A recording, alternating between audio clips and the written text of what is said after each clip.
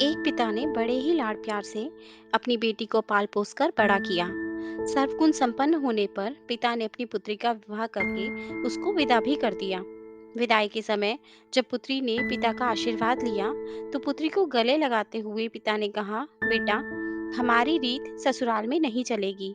वहाँ के तौर तरीके पूरी तरह से अलग होंगे।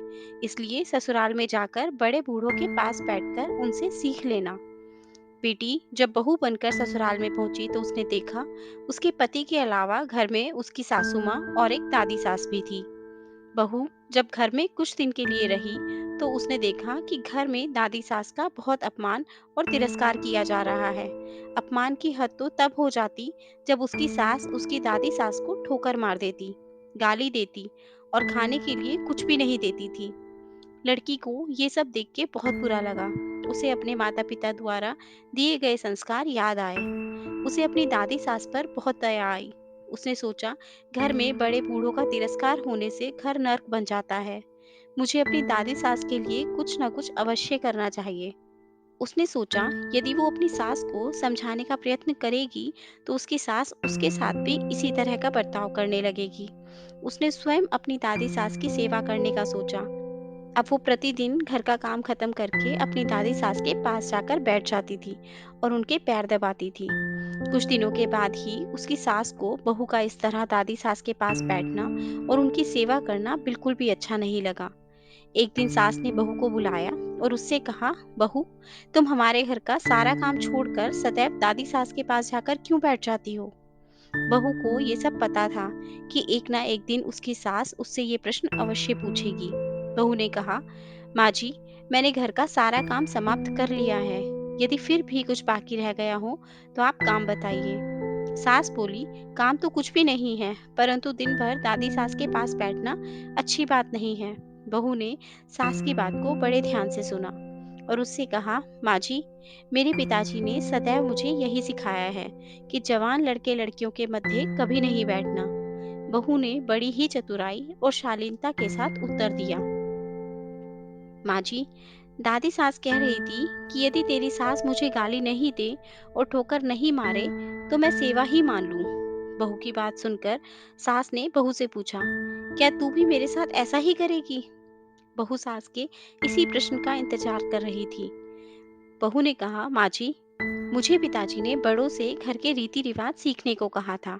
यदि घर के रीति रिवाज बुजुर्गों के अपमान करने के हैं तो मुझे भी रीति रिवाज अवश्य मानने पड़ेंगे।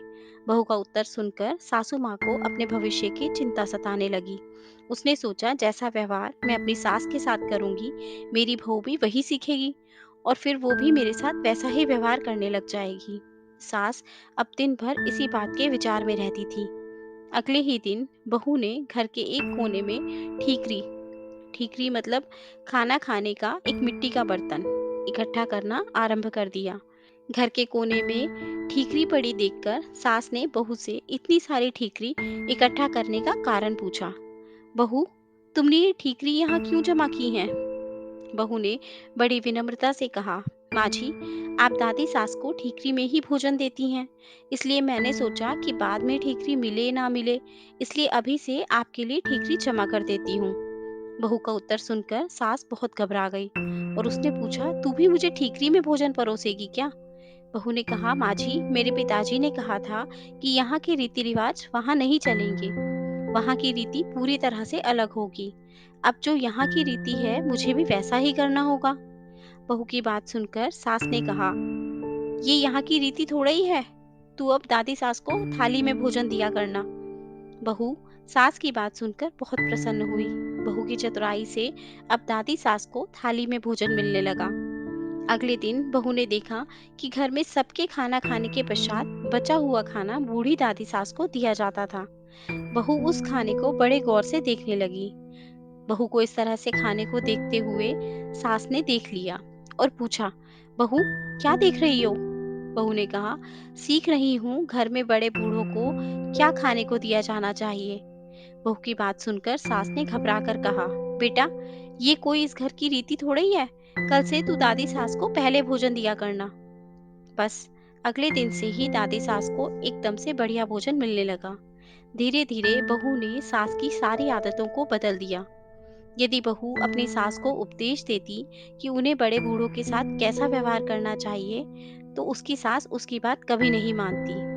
इसलिए आज की युवा पीढ़ी को चाहिए कि उपदेश देने की जगह स्वयं के आचरण में सुधार लाएं।